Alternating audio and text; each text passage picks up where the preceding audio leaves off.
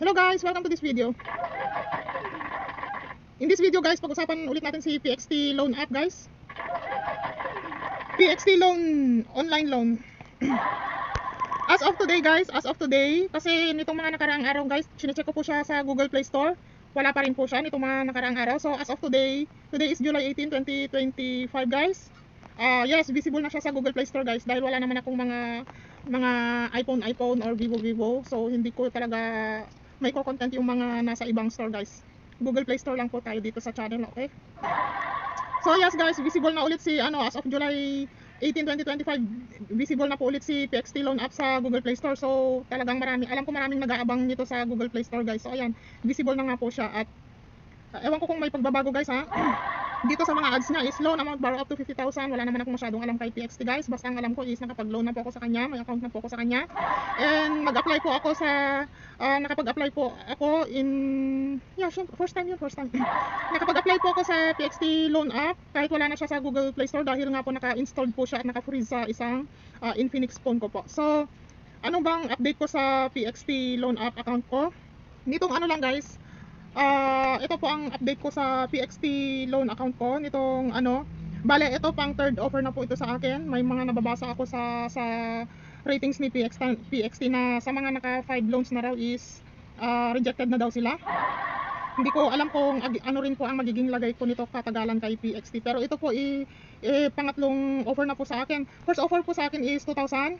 And then nung 2 terms po yon, 15 days, nung na-fully paid ko po is nag-increase po siya, naging 4,000. So nadagdagan ng 2,000 yung first offer sa akin, naging 4,000. Pero the second time na nag-avail po ako sa kanya is 2,000 lang po ulit yung kinuha ko dahil medyo nabibigatan po ako sa kanyang service fee, lalo na ibinabawas po niya yun sa loan.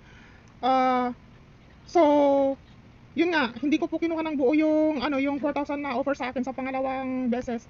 Ang nangyari, 2,000 lang yung kinuha ko. Hindi naman kasi siya revolving guys, hindi naman kasi siya revolving credit na visible pa rin yung magiging balance mo. Mawawala na yun doon, hindi mo na siya makikita. Ang magre-reflect na lang doon is yung yung due dates mo. So eto pang third time ko na to guys, nag-decide na ako na kunin yung after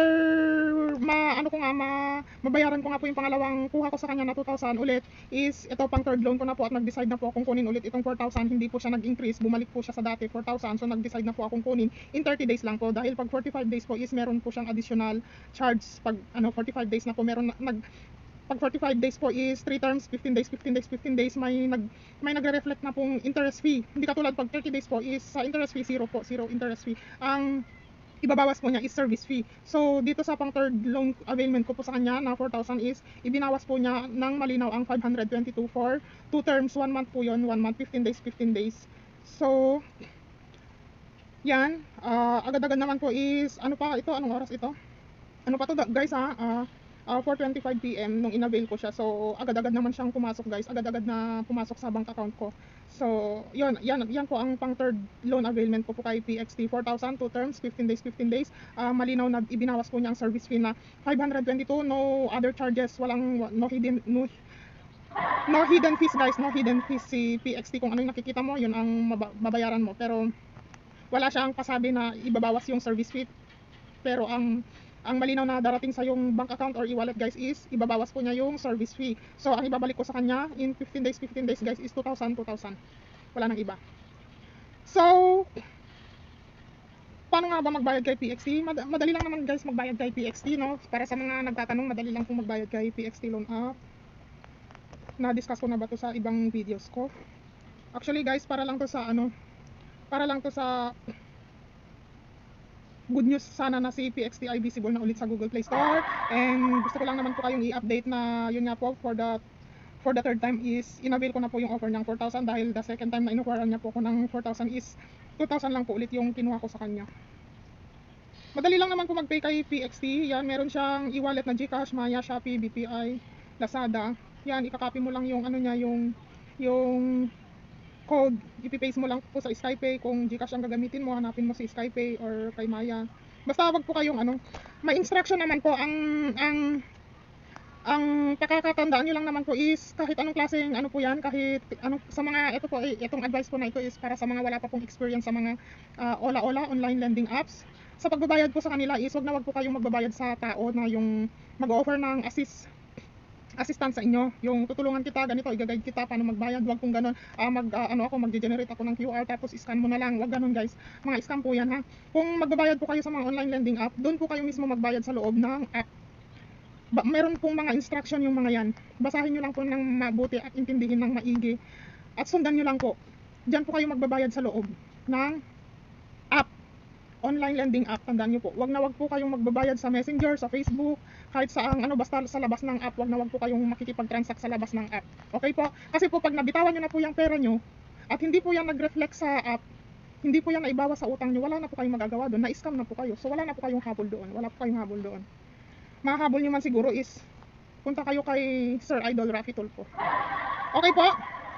So hanggang dito na lang po. Yun lang naman po ang gusto kong i-share sa inyo guys na update ko lang po kayo sa PXT Loan App po. Ano nga bang masasabi ko kay PXT Loan App? Medyo may kamahalan po yung kanyang service fee, pero kung may ano mo naman siya guys, pwede mo naman siyang, kumbaga, may compare mo naman siya sa iba na mas loan shark ba. Si PXT naman is mas okay pa, pero mas okay sana kung bawas-bawasan pa ni PXT yung kanyang service fee. At sana hindi niya ibinabawas, no guys, no? Oh, shout out natin si PXT. Sana yung sana yung service charge niya is hindi sana niya ibinabawas. Para naman sana kung gagamitin natin sa business is magamit natin ng buo yung pera sa business. Mapaikot pa natin, no, para yung hinihingi nilang service charge or any kind of charge is mabawi naman sana natin kahit paano. Pero at least hindi naman siya ganun kabigat si PXT. Yun nga lang, 1 month to pay guys. 1 month to pay yung 4,000 ko kay PXT. 15 days. Pero okay na rin for emergency guys. At this time guys, nag-try lang naman ako na i-avail yung offer niyang 4,000, i-avail ng buo para makita ko kung anong mangyayari kung mabayaran ko ito, kung anong magiging offer niya, at titingnan ko rin yung kanyang service fee kung talagang mabigat yung kanyang service fee kasi ibinabawas niya yan. So let's see guys, let's see.